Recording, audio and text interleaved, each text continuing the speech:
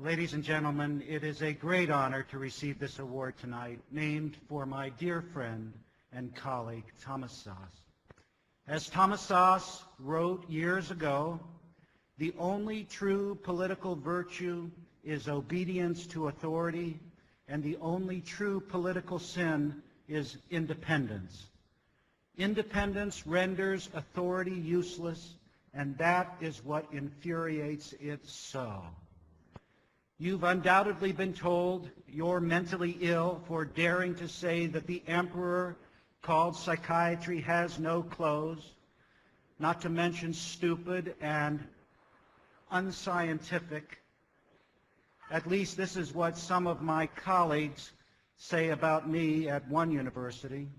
So if this is something that has happened to you, I'm here to say that you are not alone. The controversy regarding the myth of mental illness and psychiatry is not about science or medicine, it's about power. When psychiatrists start agreeing with you, well then perhaps you ought to reconsider your position. Something may be wrong. So I'd like to say a few disobedient things, which is especially true because I was trained as a psychologist, and when a member of the profession criticizes its own, it's considered especially sacrilegious. What do we know that is true, that the cult of psychiatry keeps telling us is false? First, the idea that there is a known brain lesion causing mental illness. The truth is, we cannot tell who is mentally ill and who is not by looking at pictures of their brains or analyzing their blood. Psychiatrists had to invent their own book of diseases because pathologists would have nothing to do with them. It's called the Diagnostic and Statistical Manual for Mental Disorders, the DSM, a great work of fiction. What's the difference? What's the difference between the DSM and a scientific book of disease? Every disorder in the DSM is invented.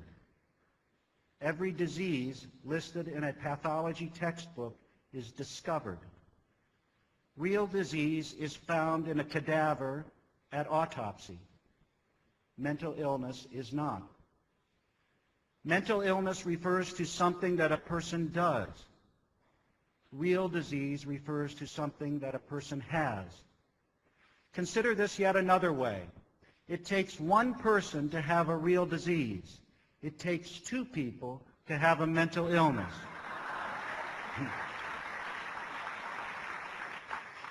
If you're alone on an island, you could develop a real disease like cancer or heart disease, but you cannot develop a mental illness such as hyperactivity or schizophrenia. This is because mental illness is always diagnosed on the basis of some sort of social conflict. When people do something that others find objectionable, they can be diagnosed as mentally ill. If the person doing the diagnosing is more powerful than the person diagnosed, then there is trouble. In this sense, the diagnosis of mental illness is always a weapon. Not so when it comes to diagnosing real disease. Think of how, when people get angry with one another, they inevitably resort to some kind of diagnosis. They say, "You're crazy. You're mentally ill. You're paranoid." Can you imagine somebody getting angry with someone and saying, "You have diabetes. You have Parkinson's disease"? Social conflict has nothing to do with developing a real disease. You don't develop diabetes because someone doesn't like the way you think, speak, or behave. You have to have someone else present to judge that your behavior is morally good or bad in order to have a mental illness. So diagnosis is a weapon, a tool people use against one another, especially when there is some kind of power conflict present. And what of treatment? Treatment for mental illness is punishment. Look at our criminal justice system. When someone commits a crime and a psychiatrist is in the courtroom, a defendant may go to a mental institution instead of a prison. Can you imagine a judge saying, "I sentence you to treatment for your cancer"? I submit to you that psychiatric treatment is worse than prison. For in prison, they don't judge how long people should be deprived of liberty on the basis of what they think about themselves and the world.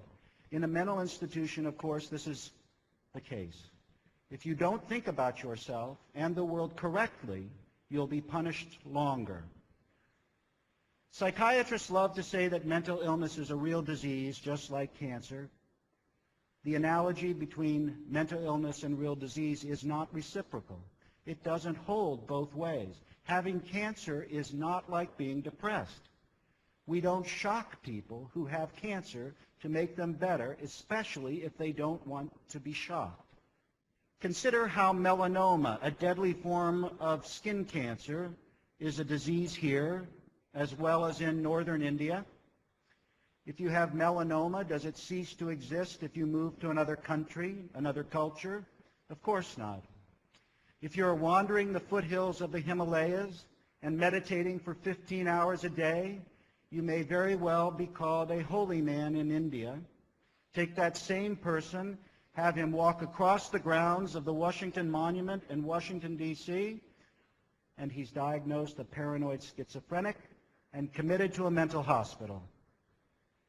What do you think psychiatrists would do if Jesus were alive today, or Buddha, or Mohammed? Bada bing, right into a mental hospital, injected with drugs to stop their crazy beliefs and speech. Psychiatrists today are the true grand inquisitors. They would crucify the holy men and women of yesterday in an instant.